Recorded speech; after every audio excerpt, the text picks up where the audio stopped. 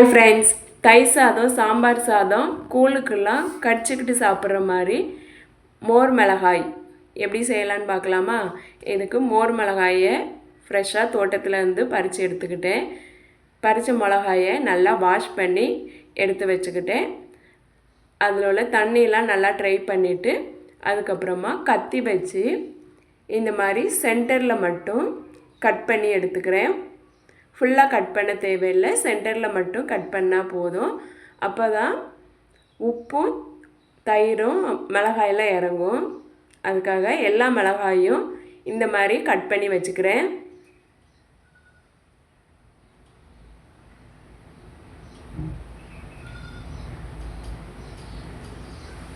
இப்போ கட் பண்ண மிளகாயை ஒரு பாத்திரத்தில் சேர்த்துக்கிறேன். அதில் ஒரு கைப்பிடி அளவு கல் உப்பு சேர்த்துக்கிறேன்.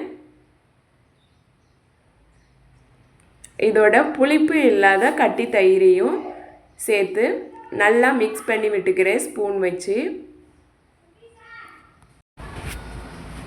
இதை நல்லா மிக்ஸ் பண்ணிவிட்டு ஒரு மூடி போட்டு மூடி வச்சு அப்படியே ஒரு நாள் ஊற விடணும். 24 hours கண்டிப்பாக ஊறணும். அப்போ தான் உப்பும் மோரும் மிளகாயில் இறங்கும், காரம் ரொம்ப இல்லாமல் இருக்கும்.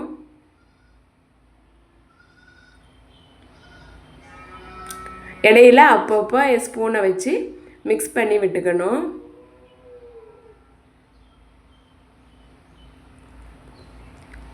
ஒரு நாள் ஊறினதுக்கப்புறம் இந்த மிளகாய் இப்படி தான் இருக்கும்.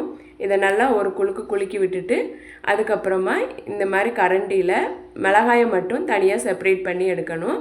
அதை ஒரு பிளேட்டில் நல்லா ஸ்ப்ரெட் பண்ணி விட்டுக்கிறேன்.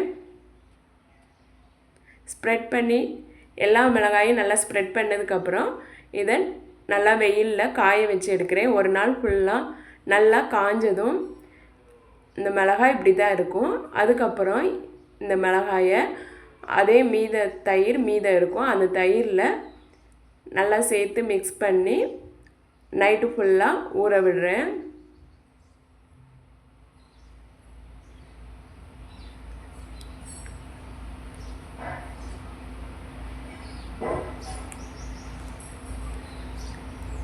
மறுநாள் காலையில் மிளகாயை தனியாக எடுத்து பிளேட்டில் ஸ்ப்ரெட் பண்ணி வச்சுக்கிறேன்.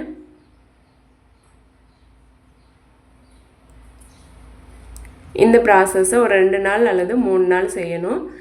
அதுக்கப்புறம் நல்லா வெயிலில் காய வச்சு எடுத்துக்கிறேன். நல்லா மொறுன்னு காஞ்சதுக்கப்புறம் இதை எண்ணெயில் சேர்த்து ஃப்ரை பண்ணி எடுத்துக்கிறேன்.